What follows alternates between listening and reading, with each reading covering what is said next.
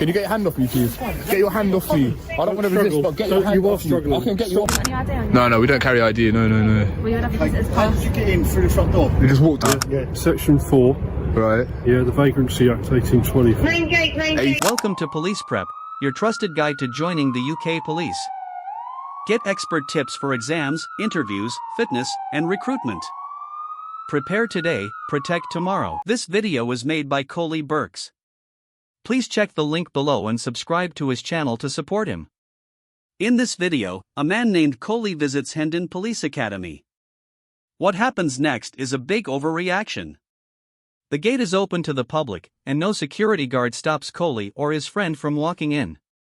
They just walk in and watch firearms training from far away while filming it openly, but when the police officers see the camera, they get very upset. An inspector rushes over, panics, and wrongly uses an old arrest rule. He uses force without a good reason and even breaks Coley's camera. Because of this overreaction, Coley now has a very easy legal case against the police. We're here to document the training exercise. The one that's going on now. Training exercise here? Yeah, that's right. Okay. You're not meant to be filming this kind of training. Who are you with? Oh, we were told that we could come here and film. Who are you guys? Oh, we're just members of the public, sent on behalf of PINAC. Okay. Yeah. And we were told that we can come here and film this training exercise. Technically, this is firearms training. Because it's firearms training, you don't have to film unless you get permission from our chief firearms instructor. So where is he? Previous permission. He doesn't work here. He works at Milton. So if you haven't come with any kind of prior arrangement, we can't let you film it, unfortunately. Oh, right. Are you guys escorting these two? No, we were just going to see if they got IDs. Yeah. No, we're from PINAC. Yeah, have you got any ID on you? No, we don't carry ID. No. Well, you'll have visitors How pass. did you get in through the front door? We just walked in. No, the security guards. Okay, you need to sign in with somebody. The gate was wide open though. Yeah, okay, but we need to go back to security and sign you in. Okay. Is that all right? Yeah, that's fine. Okay, let's do that. So then we're allowed to be around here. As long as you've got someone here who can sign you in and who can account for who you are. When the officers rush over shouting, "How did you get in here?" they accidentally show the real problem. It was their own security mistake. Coley doesn't avoid the question.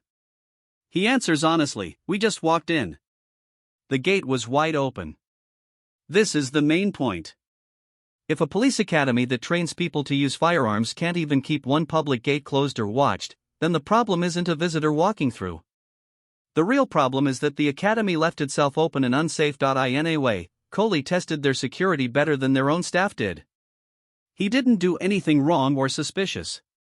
It was simply a failure by the police, and the officers realized this as soon as he explained what happened. Okay. We're not here for any trouble. We're just here to just want to take some photos and to make a video. That's all.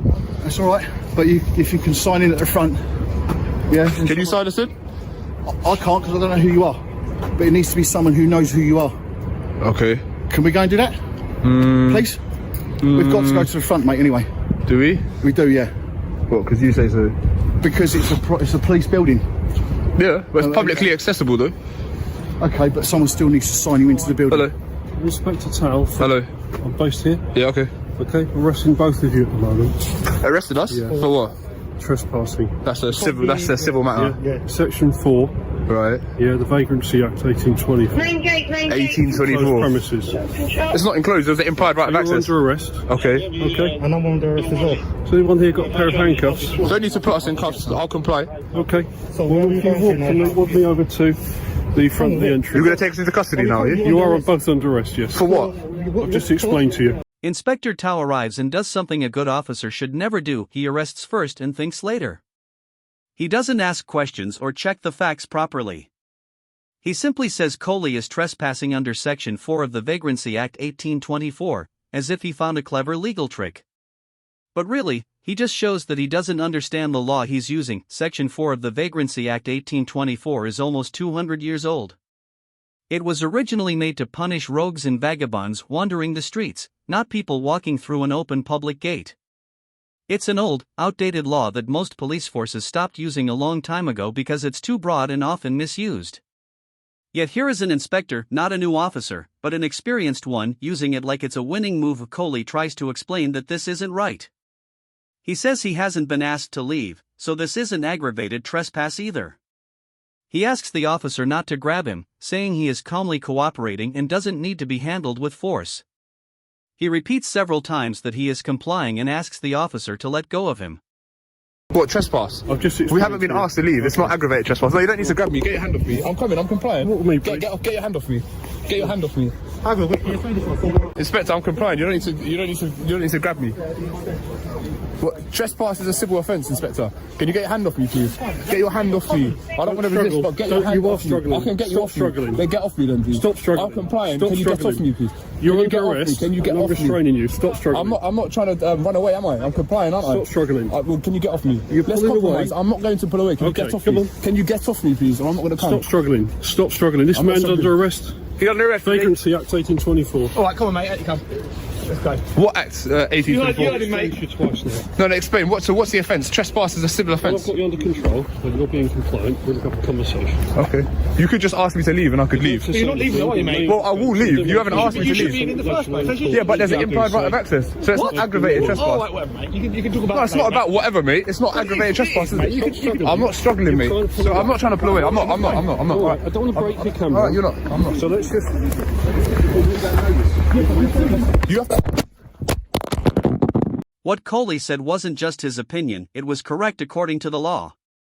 There's a legal idea called implied right of access.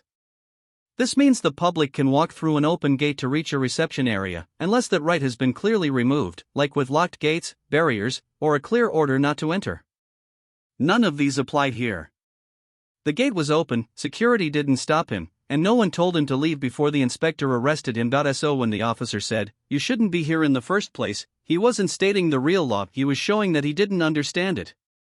Coley was right. Without a clear rule stopping public access, this isn't aggravated trespass, it isn't a crime, and it doesn't justify an arrest.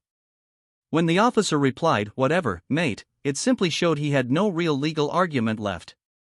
How can you be under arrest for trespassing when you're invited in? You weren't invited. Of course you have. I've got it on camera. That's what I just said. By the security guards, I've got everything on camera. I can stop the camera now and show it to you. Okay, do you know what? Let the inspector do what he's got to do. Yeah. Yeah, but then you can investigate that, and then you can go. But you see, as a police officer, yeah, like, are you not supposed to do the investigation? You've said that we're under arrest for trespassing, not you, the inspector. Because we don't know this. Yeah, but I'm saying. You just under arrest. Excuse me. Yes, yeah, they said I'm under arrest as well. Thank you very much. You can't stop my recording though. You've been arrested, mate. You're under arrest, mate. Why are you doing this when I'm complying? So can you just let my arms go so I can walk freely? Why no? Why are you acting like this? What are you trained to be? Taking you out. Like what's all of this about? The situation is you're trespassing. The situation is I've been invited here, which I said I've got on camera. This one is still recording, which I can play back to you, and I'm in handcuffs. Anyway, this will go to my solicitor. You will be in trouble anyway. This moment completely ruined the officer's version of events. Coley's friend calmly explains that he has clear video showing security letting them through the gate. This is very important evidence to prove whether any crime actually happened. Instead of showing interest in checking the video, the officer ignores it and says, "Let the inspector do what he has to do." This is not real, good policing. It's just the officer supporting his colleague's mistake instead of stopping a wrongful arrest. A police officer's job is to check the facts, not just support whatever the inspector already decided. When someone offers clear evidence, officers should want to check it immediately, because doing so can prevent a wrongful arrest, unnecessary force, wasted time, and legal trouble. But instead, these officers chose to take the easy way instead of finding the truth. Thank you. Your name, please. Have a seat down there, buddy. Let's come to some sort of... I'm in cuffs, you know. You were arrested and you're still recording. Sit down. Section 4 of vagrancy act. It's criminal offence, okay? Trespassing on enclosed premises. The inspector's just explained it to the other chap. He's going to come over and explain it to you. Is that your phone or his phone? No, that's my phone. It's this gentleman's. It looks like there's no new text included this time. The message just asked me to go ahead once you share what happens next. Please paste the next part of the story whenever you're ready, and I'll simplify it for you. We were placed in a van, taken to the big bad Collindale police station, where we were kept for about 12 hours before finally being interviewed by PC Heslin, who at the time informed us that we would be further arrested for aggravated trespass. Guys, remember, for trespass to be aggravated, you must be disrupting or otherwise obstructing people from carrying out their lawful business. Aggravated trespass legislation is often used to deter travellers from setting up shop on private property, which affects people from going about their business. So in that capacity, aggravated trespass is not a piece of legislation that would be used to arrest photographers. It's got a pretty obvious kind of use. Being taken to Colindale police station and held for 12 hours just for walking through an open gate is already shocking. But it gets even worse when PC Heesling tells him he is now being arrested again, this time for aggravated trespass, even though Coley had walked through a gate open to the public, was never stopped by security, and wasn't bothering or blocking anyone. The good news is that every extra hour they kept him only made his legal case stronger. Coley says this turned out to be the easiest civil claim he has ever filed. PC Heslin even said before the recording started in the interview that this offence was a non-starter and that he was just sent to take the interview. By the expression on his face and his body language, he too agreed that this whole situation was a bit of a show. Like it just seemed like he was just sent to take the interview. But shortly after the interview was complete, we were put back in the cells before being released and given a piece of paper reading refusal to charge. I think this is different to NFA. I think NFA they can reopen the case if further evidence emerges. Not 100% on that, but that's what I believe. So following this, obviously the first thing I did was consult my legal team and explain to them what had happened. They were very confused when I explained to them that I was arrested under the Vagrancy Act, as they were unfamiliar with it. So they requested that I obtain the custody record from the Met and give it to them before they could investigate any further. I made the subject access request on the 6th of January asking for a copy of the custody record. They got back to me on Valentine's Day with the custody record. I then forwarded this information to my legal team, who have since filed a letter before claim against the Met Police, and so we wait. But yeah, as soon as I got the custody record, sent it to my solicitors, and boom, like they were on it. They got it moving straight away. So clearly they see this case as a high prospect of success, because they didn't mess about at all. Yeah, big up my legal team as well. Good job, you guys. Lawyers don't act this fast unless a case is strong and likely to win. They quickly confirmed they got the case, assigned someone to handle it, and started writing a formal complaint letter against the police. This isn't normal. It shows the legal team knew this was an easy win. The combination of an unlawful arrest, an old outdated law, no real investigation, broken equipment, and 12 hours in custody is exactly the type of case law firms like, because it's almost sure to succeed. Coley's experience at Hendon wasn't just a bad situation, it showed a complete failure of proper policing. And this happened right outside the academy where police officers are trained. The irony is hard to believe: an open public gate, security letting them in, an inspector using an old 1800s law, another officer ignoring the idea of public access rights, and no officer bothering to check the video that would have cleared everything up quickly. Coley hasn't shared the final result publicly, but the way the legal case is going says a lot.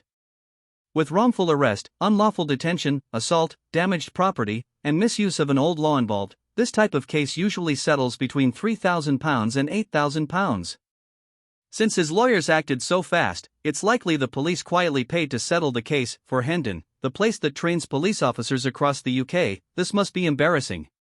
If this is the standard at the academy itself, it's no surprise that people like Coley keep winning these cases. That's the end of today's video.